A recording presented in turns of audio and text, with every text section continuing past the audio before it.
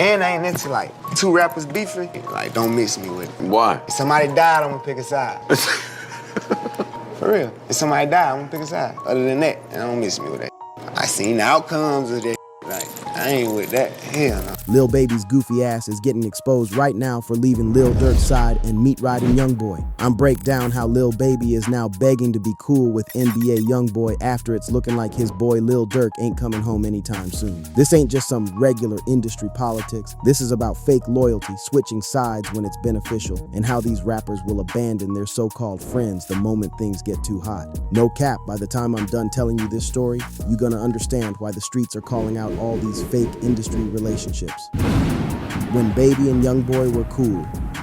First, let me paint the picture for you, gang. There was a time when Lil Baby and NBA Youngboy were actually cool with each other, making hits together and showing mutual respect. This wasn't no fake industry friendship. These two were genuinely rocking with each other's music and energy. Back in 2018 and 2020, Baby and Youngboy linked up for some tracks that went crazy. We talking about songs like One Shot and Cross Me, tracks that showed these two had real chemistry in the studio. When they got together, it was magic, and the streets could feel that both artists respected each other's grind and authenticity. The psychology behind their early friendship made sense. Both of them came from the bottom. Both had that raw street energy. Both were young dudes trying to make it out the hood through rap. They understood each other's struggle, and that mutual respect translated into good music and a solid relationship. But here's where it gets crazy. All that friendship and mutual respect went out the window the moment industry politics got involved. When the beef between Youngboy's camp and OTF started heating up, Baby had to choose a side. And instead of staying neutral or supporting his friend Youngboy, he chose to ride with Lil Durk. The deeper psychology, industry friendships versus real loyalty. Let me break down what's really happening with these industry relationships, because this type of fake loyalty is everywhere in hip-hop. When rappers are coming up, they form bonds based on mutual struggle and respect. But once they get successful, those relationships become about business, politics, and what's most beneficial for their careers. Baby and Youngboy's early friendship was probably genuine. They were both hungry artists trying to make it, both dealing with similar struggles, both grinding to get to the next level. In that environment, loyalty feels real because everyone's in the same boat. But once they both made it big, the dynamics changed. Now it's not about mutual struggle, it's about protecting your position, maintaining your relationships with the right people, and making sure you're on the winning side of any conflict. That's when fake loyalty starts to show itself. The crazy part is, Baby probably convinced himself that choosing Durk's side was the right move. Maybe he thought OTF was more powerful. Maybe he thought Youngboy was gonna lose the beef. Maybe he just felt closer to Durk personally. But whatever his reasoning, he abandoned a friend when that friend needed support the most. The King Von incident, when everything changed. Now let me break down the incident that changed everything and forced everyone to pick sides. On November 6th, 2020, King Von was shot and killed outside a hookah lounge in Atlanta after getting into a fight with Quando Rondo. Lil Tim, Quando's homie, shot Von during the altercation, and Von died from his injuries. This wasn't just any regular street incident. This was the death of one of the most promising young rappers in the game, someone who was close with Lil Durk and represented the future of OTF. Von's death sent shockwaves through the entire hip-hop community and created a situation where neutrality became impossible. The psychology behind what happened next is deep. When someone dies in a situation like this, it forces everyone connected to pick a side. You can't stay neutral when blood has been shed. You can't claim to be friends with both camps when one camp just lost their brother. The streets demand loyalty, and that loyalty gets tested in moments like this. Youngboy and his camp, including Quando Rondo, were now in a life or death beef with OTF. This wasn't about rap anymore. This was about real street politics, real violence, real consequences. And in that environment, everyone had to decide where their loyalty really lay. Lil Baby's choice, picking Durk over Youngboy. Here's where Lil Baby showed his true colors, and it wasn't pretty. Instead of staying neutral or supporting his friend Youngboy during one of the most difficult periods of his life, Baby chose to side with Lil Durk and OTF. This wasn't just a business decision. This was a betrayal of their friendship. In that interview, Baby made his position clear when he said, "I don't care about rap or beef, but if somebody died, I'm gonna pick a side." You can get like, and I ain't into like two rappers beefing. Like, I ain't into that. Like, Like, don't mix me with it. Why? If somebody died, I'm gonna pick a side. For real. If somebody died, I'm gonna pick a side. Other than that, don't mix me with that shit. That makes sense. For real. I get it. And somebody did die, King Von, which is exactly what he was referring to. Baby was basically saying that Von's death forced him to choose Durk's side over Youngboy's side. But here's what's crazy about that statement. Baby was essentially admitting that he was willing to abandon his friendship with Youngboy because of something Youngboy didn't even do. Youngboy wasn't there when Von got killed. He didn't pull the trigger. He wasn't even involved in the situation directly. But Baby still chose to turn his back on him. The psychology behind Baby's decision reveals a lot about his character. Instead of being loyal to his friend, he chose to be loyal to whoever he thought was more powerful or more connected in the industry. That's not real loyalty. That's opportunism, disguised as loyalty. Youngboy's realization, the industry turned against him. After King Von's death, Youngboy started realizing that the entire industry was turning against him. Artists who used to show him love were now distancing themselves. People who used to collaborate with him were now avoiding him. And former friends like Lil Baby were openly choosing sides against him. This realization hit Youngboy hard, and you could hear it in his music.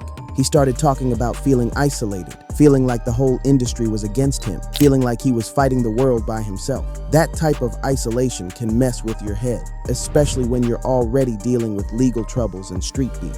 The psychological impact of this industry blackballing was probably devastating for Youngboy. Imagine being one of the biggest artists in the game, but feeling like everyone in your own industry wants to see you fail. That's the type of situation that can drive someone to paranoia, depression, and extreme defensive behavior. But instead of letting it break him, Youngboy channeled that energy into his music. He started making songs about the fake loyalty, the industry politics, the way people switched up on him when things got difficult. And that authenticity is part of what kept his fans loyal even when the industry turned its back on him. The I Hate Youngboy diss, calling out the whole industry.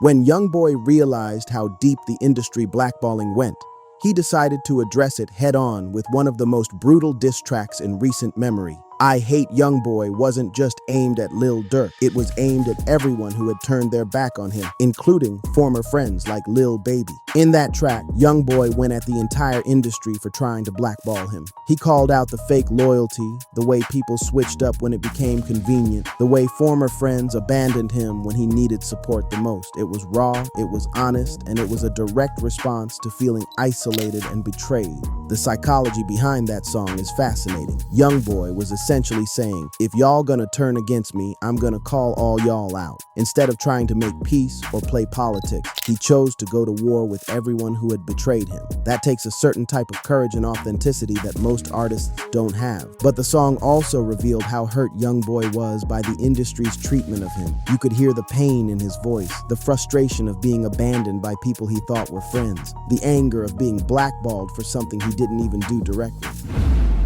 The alleged revenge. Durk's downfall begins. Fast forward to August 2022, and the streets started talking about some serious retaliation. Quando Rondo's cousin Lil Pab was shot and killed in Los Angeles, and immediately people started pointing fingers at Lil Durk and OTF as being behind the hit. According to the feds and the evidence that's now coming out, Durk allegedly orchestrated a murder-for-hire plot to get revenge for King Von's death. The plan was supposedly to kill Quando Rondo, but they ended up killing his cousin instead. This wasn't just street justice. This was allegedly a calculated, organized hit that crossed state lines. The psychology behind this alleged revenge plot shows how deep the pain and anger went in OTF. Losing King Von wasn't just losing an artist, it was losing family. And when you lose family in the streets, the code demands retaliation. But taking that retaliation to this level, allegedly using resources and planning to carry out hits across the country, that's what got the feds involved. What's crazy is that Durk's alleged need for revenge might have been exactly what destroyed his freedom. If he had just let the streets handle it naturally, if he had just focused on his music and his success, he might still be free today. But the alleged obsession with getting back for Von is what allegedly led to the murder-for-hire charges that could put him away for life. The federal case, why Durk looks cooked. Now let me break down why Lil Durk's situation looks so bad, because the evidence the feds are presenting is damning. We talking about wiretaps, financial records, travel documents, and testimony from co-conspirators. This ain't no regular street case. This is a federal conspiracy case with multiple defendants and serious evidence. The feds are alleging that Durk used his OTF label as a criminal organization, that he paid for hits, that he coordinated travel and logistics for murders. They got him on tape. They got his financial records. They got people who are willing to testify against him. That's the type of evidence that usually leads to life sentences. What makes it even worse for Durk is that this is federal court, not state court. Federal prosecutors have a conviction rate of over 90%, and they don't bring cases unless they're confident they can win. The fact that they arrested Durk and charged him with these serious crimes means they believe they have enough evidence to put him away forever. The psychology of facing this type of case is devastating. Durk went from being on top of the world, winning Grammys and making millions, to potentially spending the rest of his life in prison. That type of fall from grace can break someone mentally, especially when you realize that your own actions led to your downfall. The switch up, rappers abandoning Durk. Here's where it gets really crazy. And this is where you see the fake loyalty in the industry for what it really is. Now that Durk's case is looking bad, now that it seems like he might not be coming home, all these rappers who were riding with him are starting to distance themselves.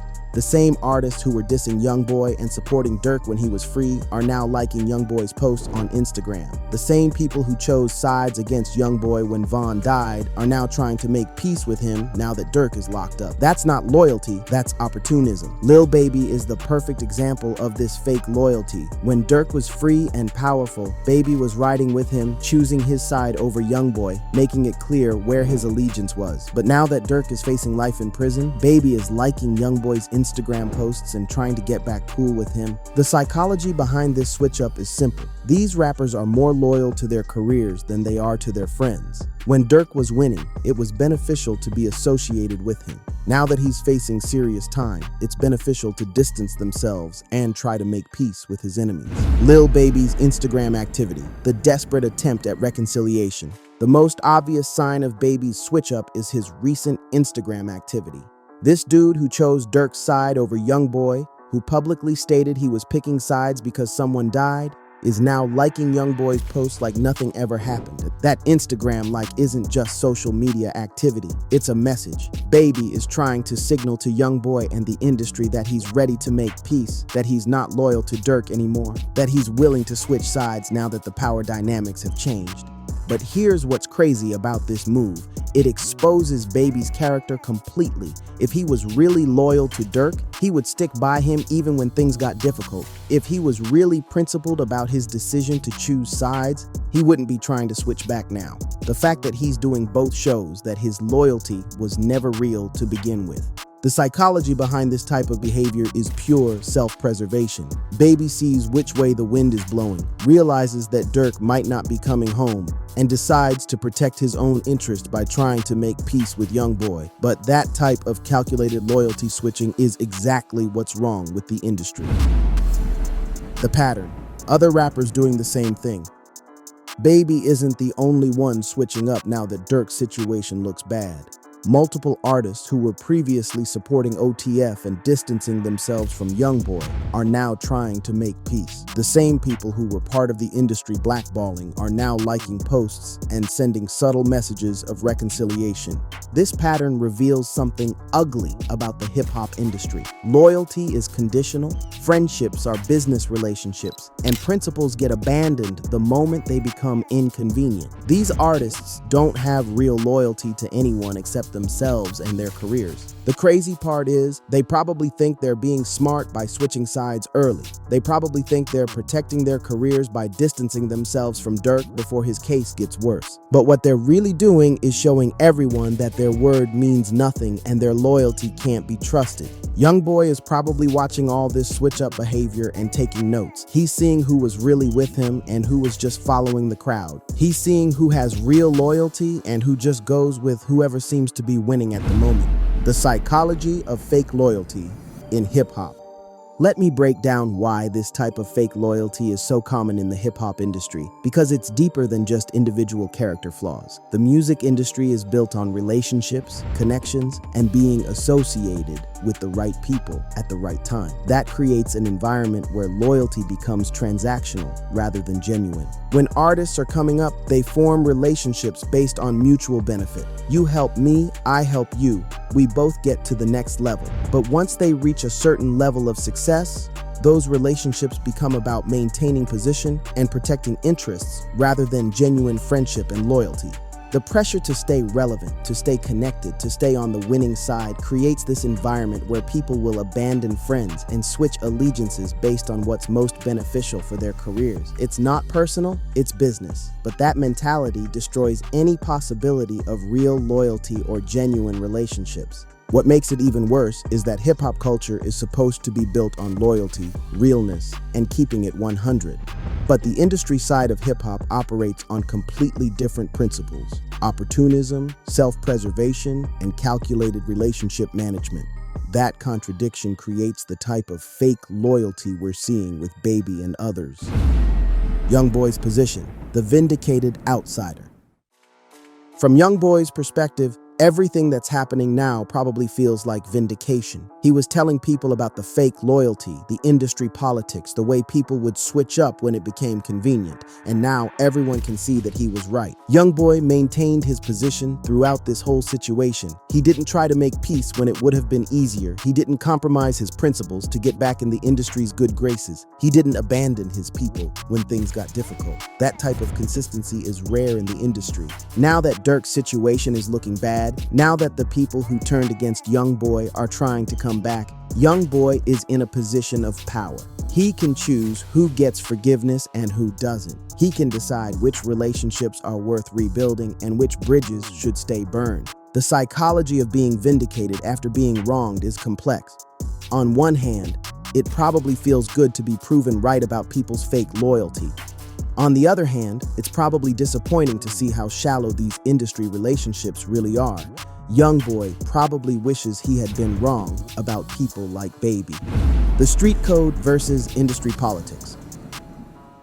What this whole situation reveals is the conflict between street code and industry politics. In the streets, loyalty is everything. You ride with your people through good times and bad times. You don't abandon someone just because they're going through difficulties. You definitely don't switch sides based on who's winning at the moment. But in the industry, loyalty is conditional. People support whoever is most beneficial to their careers. They distance themselves from anyone who might hurt their image or their business relationships. They make calculated decisions about friendships based on what's most advantageous. Baby's behavior is a perfect example of industry politics overriding street loyalty. When it was beneficial to support Durk, he supported Durk. Now that it's potentially beneficial to make peace with Youngboy, he's trying to make peace with Youngboy. That's not street loyalty, that's business calculation. The tragedy is that hip-hop was built on street principles, but the industry has corrupted those principles into something unrecognizable. The realness, the loyalty, the authenticity that made hip-hop powerful has been replaced by fake relationships and opportunistic behavior. The long-term consequences. Trust destroyed. The long-term consequences of this type of fake loyalty are devastating for the culture. When artists can't trust each other, when friendships are just business relationships, when loyalty is conditional, it destroys the foundation that hip-hop was built on. Youngboy is probably never gonna trust Baby the same way again, even if they make peace publicly. Once someone shows you that their loyalty is conditional, that they'll abandon you when it's convenient, you can never fully trust them again. That knowledge changes the relationship forever. The same thing is probably happening with other artists who are switching up now. Even if they successfully distance themselves from Durk and make peace with Youngboy, everyone knows that their loyalty is for sale. Everyone knows that they'll switch sides again if the circumstances change. This creates an environment where genuine relationships become almost impossible. Everyone is calculating, everyone is protecting their own interests. Everyone is ready to switch sides when it becomes beneficial. That's not a healthy environment for creativity or authentic expression. The business implications, career calculations. From a pure business perspective, Baby's switch up might make sense. If Durk is going to be locked up for decades, Maintaining loyalty to him doesn't benefit Baby's career. If Youngboy is going to continue being successful and influential, making peace with him could be beneficial. But this type of calculated relationship management comes at a cost. When people see that your loyalty is based on business calculations rather than genuine friendship, it affects how they view your character. It makes you look opportunistic and untrustworthy. The crazy part is, Baby probably thinks he's being smart by switching sides early. He probably thinks he's protecting his career and positioning himself for future success. But what he's really doing is showing everyone that his word means nothing and his loyalty can't be trusted. In the long run, this type of behavior might actually hurt Baby's career more than help it. Artists want to work with people they can trust. Fans respect authenticity and loyalty, and the streets remember when you violate the code. Baby might gain some short-term benefits, but he's damaging his long-term reputation. The cultural impact, what this means for hip-hop. This whole situation is a perfect example of what's wrong with modern hip-hop culture. The fake loyalty, the opportunistic behavior, the way people abandon principles when it becomes convenient. All of this is destroying the authenticity that made hip-hop powerful. Hip-hop was built on realness, on keeping it 100, on loyalty to your people and your principles. But the industry has turned it into something fake, where relationships are transactional and loyalty is conditional. That transformation is killing the soul of the culture. Young artists coming up are watching this situation and learning the wrong lessons. They're seeing that loyalty doesn't matter, that principles are optional, that switching sides is acceptable if it benefits your career. That's not the message hip-hop should be sending. The tragedy is that artists like Youngboy, who maintain their principles and stay loyal to their people, are treated like outsiders. Meanwhile, artists like Baby, who switch up when it's convenient, are rewarded with industry support and mainstream success. That backwards incentive structure is destroying the culture from within. The final breakdown: the cost of fake loyalty. At the end of the day, this story is about more than just Lil Baby and NBA Youngboy. It's about the death of loyalty in hip-hop culture. It's about how success and industry politics can corrupt people's principles and turn genuine relationships into calculated business arrangements. Baby had a real friendship with Youngboy, built on mutual respect and shared experiences. But when it became politically convenient to abandon that friendship, he chose industry politics over loyalty.